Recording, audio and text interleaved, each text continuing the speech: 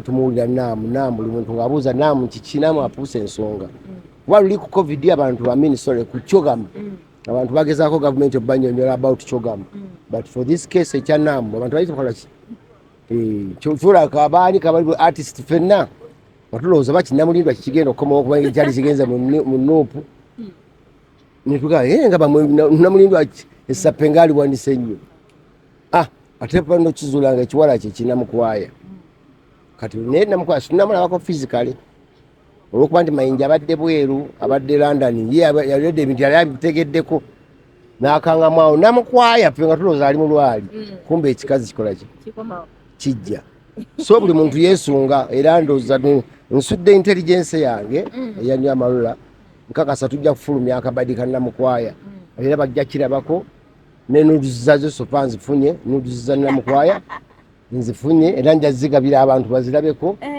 kikazi ekyo kale nti kya tabbu ekyo kya tabbu namwe etegeeza kikazi si bakulu bazze mu ggwanga anti abakulu bonna buli mukulembeze gwe kyakuula kuba kuula beekuŋŋanyiza ne Uganda Museveni abawa omuko amagezi engeri gye bayinza okukikwasaganyamu baganya okulaga feesi yakyo naye nga bali mu kikudde oba naga abakulembeze abamu bakipimpina naye abamu bakipimpina naye kya tabbu tekirina laavu so kyagadde abakulembeze anti samiti ya naamu negwe kintu tugambe nti naamu samiti eri ku naamu nabe batesa ku kikazi ekyo. Okay, tutunuulire summit weri ewedde naye akabadi kaludde ofuluma ate akakyogamu nga wakafulumya mu budde. Of course akabadi komwaka kadde ebintu byonna buli muntu abadde afunamu setback mu covid kaseera tuyitamu naye kati saawa zino akabadi komwaka kajja kujja kuba kabeerangawo mu December naye kati kino ekyannamu tuyagala kireeta mangu kiyitewo mangu kuba abantu beesunga okulaba ku kikazi ekyo ebifaananyi byakyo mbifunye nutuzinzirina then abakulembeze kibo ngeri kye banzo kikwasaganyamu kuba kikudde abakulembeze kino kibi nnyo omukulembeze kyefuula nnyo kye kitali ne bakyesiga.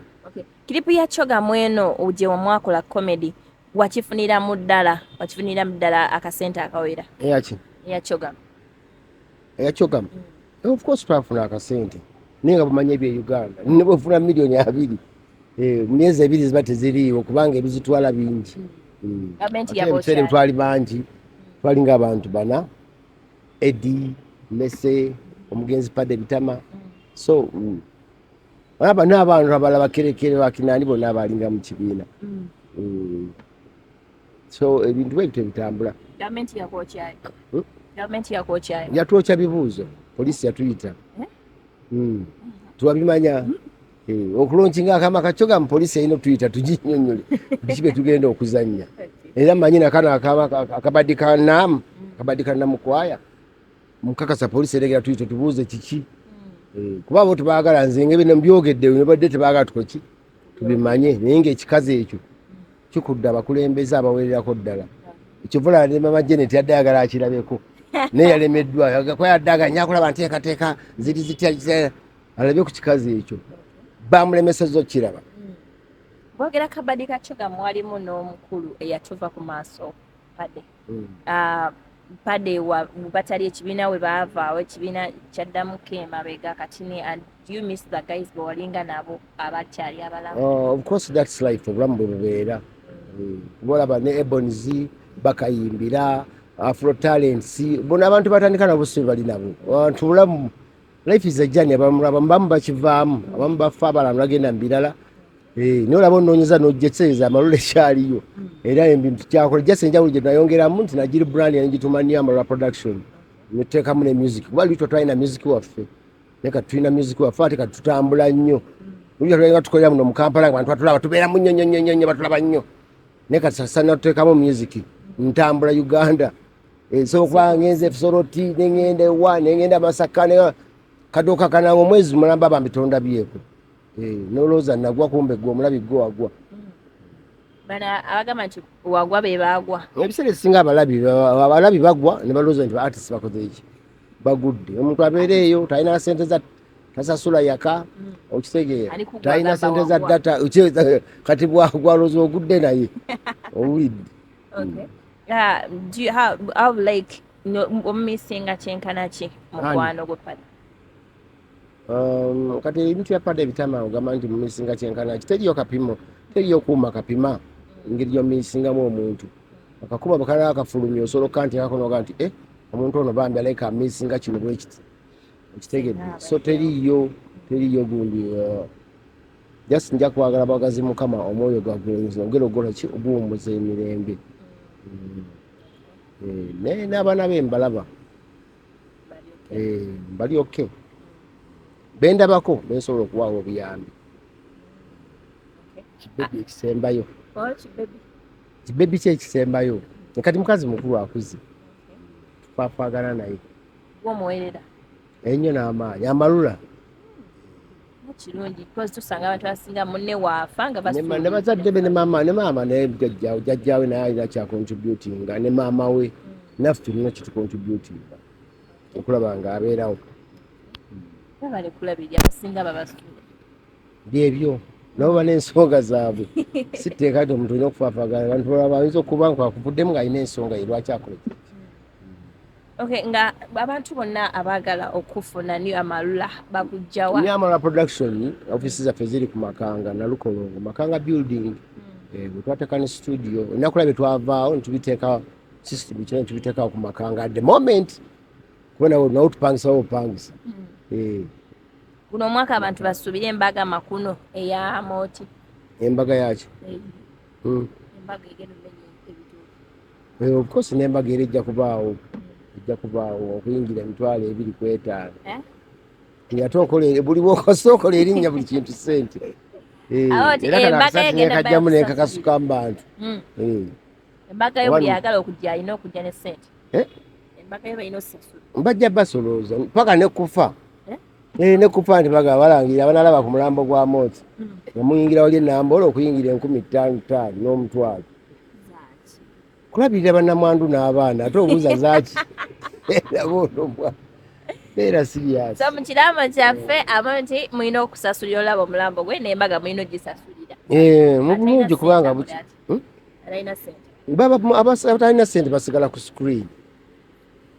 Mubeera wabweru mbirabira ku screen. Obako obusema eri abawagizi. Temukoowa kuwagira Uganda entertainers.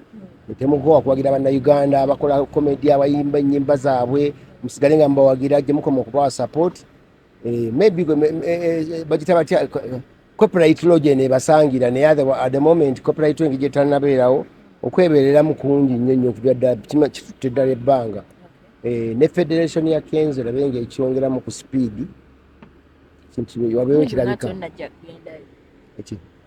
Federation okwewandiisa ngenda eno enjaminga buli lwakubiri tujaminga beera jam session ate onoona butya nga tuliyo kati oba ondaba naye nga mukiriko ojja kubuuza Kenzo bakiriko bali kakiiko akatwala ekyo nkyogeddeko boogezi nti ki bakyongeremu speed tulabe nga kirina impact kikola ki ekiraga wana tekiraze impact nabyo tutegeere ekigenda mu maaso abo.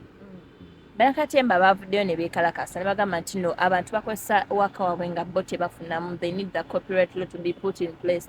Ekyenjogeddeko ekyo nti copyright law bannayuganda bonna mu every sector waliyo ba artist abakola ebifaananyi waliyo aba-innovating ebintu nga byabwe so ne music ne comedy byonna nti omuntu wabanga asobola okufuna mu kintu kino copyright law weeri which is not the case ntennabeerawo. That's why nti abantu ba artist they are still hustling now kati tinakwera myaka ndooza nga 3 bakola ebintu bye tebafunamu kibulamu bantu ababeerako gundi toira owagwa wakola oti kino emotoka tekusaana biki naye nga just because bambi ekintu kyetakola ki bakoma ku concert season zebapangisaamu so kyandibadde nga kirala copyright law bebaawo omuntu ajja buzzi n'abenaga nti nze rights za kino kintu kyokoze nziguze emiliyoni 7 bombi 2 oba 3 ekitaliiwo. Ne oyogedde ku kigambo kyogwa ekintu ekibaluma ng'abayimbi mu amayimbi gosanga okimugamba n'anyiiganya asa n'okuba n'akuttira.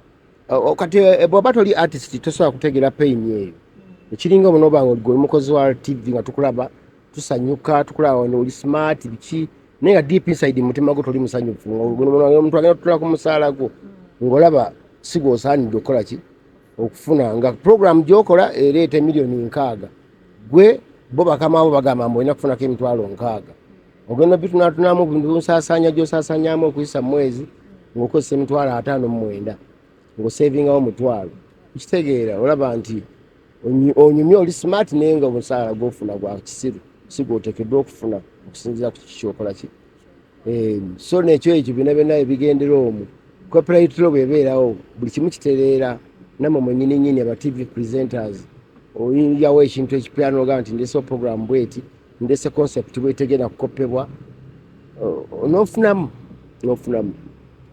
Thanks.